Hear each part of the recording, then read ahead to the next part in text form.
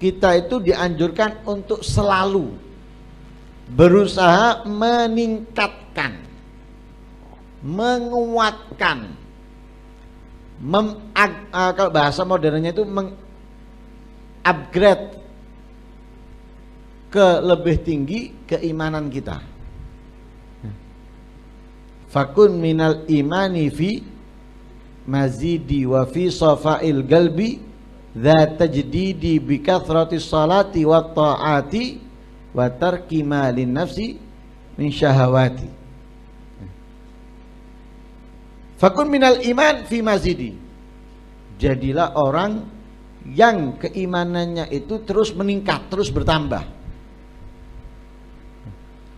Wa fi safa'il galb dha tajdidi, dan jadilah orang yang selalu membersihkan, memperbarui hatinya, selalu mencucinya dari kotoran-kotoran dan penyakit-penyakit yang ada. Kemudian apa?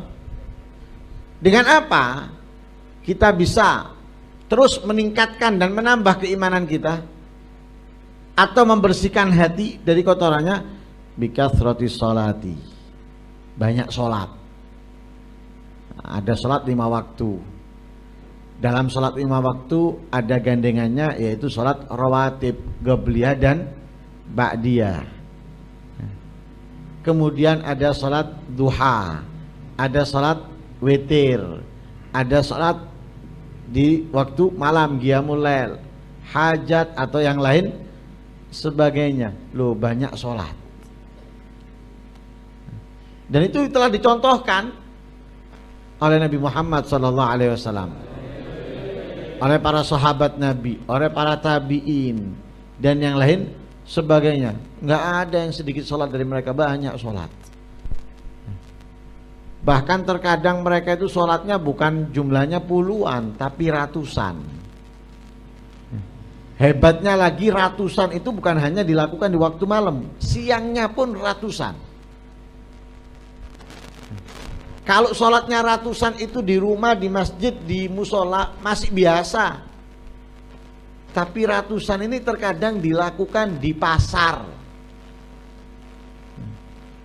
Kalau Al-Habib Abdullah Al-Haddad yang merangkum atau yang membuat Ratibul Haddad, menyusun Ratibul Haddad, beliau ketika belajar, ya masih remaja, ya, anggap masih remaja, ketika belajar dan beliau masih remaja, itu berangkat atau pulangnya beliau mampir dari masjid ke masjid atau dari tempat ke tempat, itu sholat sehingga terhitung sampai 200 rakaat. Ini waktu paginya, ini selesai beliau belajar itu, selesai beliau belajar mau pulang ke rumahnya, berhenti di satu masjid atau 2 masjid atau 3 masjid sampai terhitung 200 rakaat. Masjid. Imam Al-Junaid, Muhammad Al-Junaid, Sayyidu Ta'ifah, di pasar 300 rakaat. Kalau kita kan nggak ada pembeli, HP, upload, selfie. Perlu banyak sholat. Untuk apa? Meningkatkan keimanan. Bikathrati sholati wa ta'at, melakukan ketaatan-ketaatan, kebaikan, juga meninggalkan hawa nafsu, syahwat, harus ditinggalkan. Itu untuk menguatkan, meningkatkan keimanan. Lah kalau orang melakukan kemaksiatan, tentunya melemah, menurun. Lah kalau menurun, apa dampaknya? Banyak ya yang dapat menurunkan keimanan ini, banyak. Di antaranya ini. Nah, ini berhubungan dengan pembahasan sebelumnya. Tarkul amal bil ilmi, tidak mengamalkan ilmu. Nah, kita belajar, kita mendengar, kita mencatat, tapi nggak diamalkan, itu bisa menurunkan keimanan. Termasuk ini yang berhubungan dengan kita aja yang saya sebutkan. Sebetulnya di sini ada beberapa. Nah, supaya kita mulai berubah tentang hal ini. Kalau ilmu amalkan, kalau tidak ingin keimanannya melemah. Kalau nggak diamalkan bisa membuat ilmu tadi itu iman melemah. Yang kedua, al-ihtimam birrizq. Masih bingung, masih galau, masih resah tentang rezeki. Kalau kita membaca apa yang diajarkan oleh Rasulullah dalam Masya Allahu kana wa ma lam yasha lam yakun. Apa yang dikehendaki oleh Allah bakal terjadi, pasti terjadi. Siapapun tidak akan mungkin bisa menghindarinya. Tapi kalau tidak ditentukan oleh Allah, tidak dikehendaki oleh Allah terjadi atau kita dapatkan, nggak mungkin itu terjadi. Sekalipun kita ingin membuatnya, ingin mewujudkannya, nggak mungkin kalau sudah Allah tidak menghendakinya. Makanya dalam hadis disebutkan oleh Rasulullah nih, kalau semua orang lau istama'a insikum wa jinnikum, ya, jika berkumpul sepakat manusianya dan jinnya, semua ini, semua manusia, semua jinnya sepakat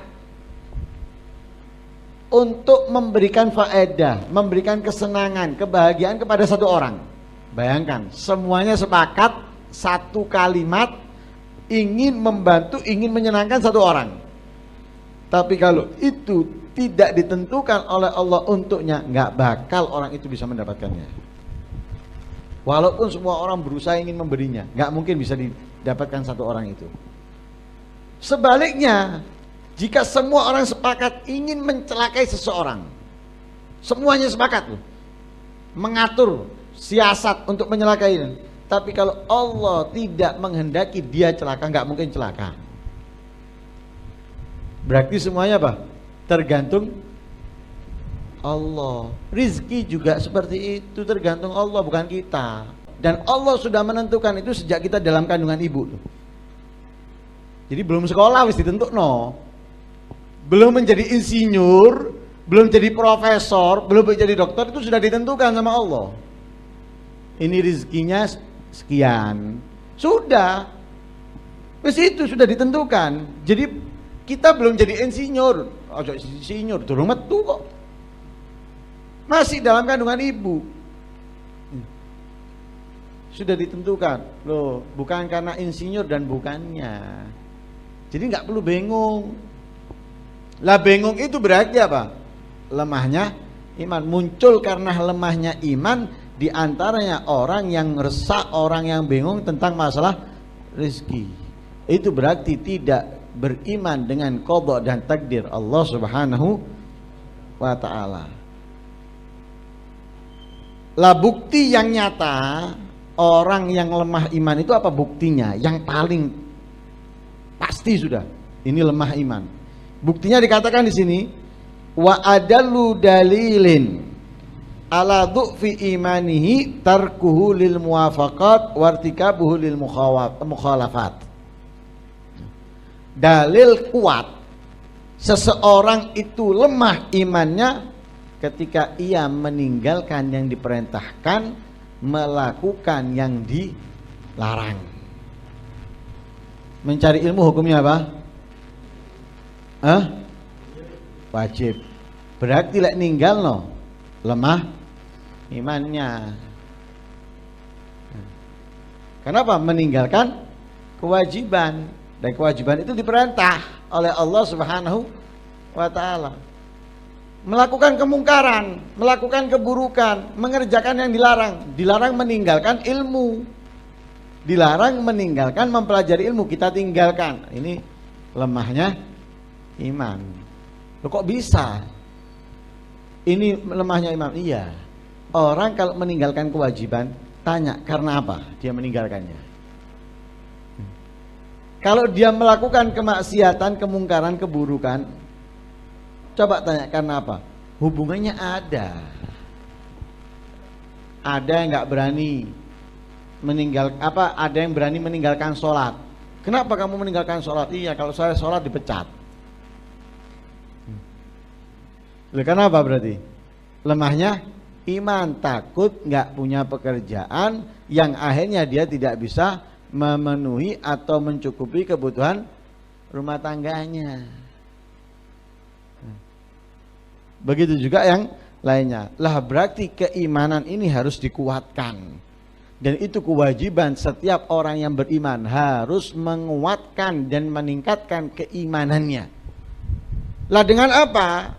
Meningkatkan keimanannya di antaranya, nggak perlu panjang-panjang ini. Di antaranya lazimi istiqomah melakukan amal soleh,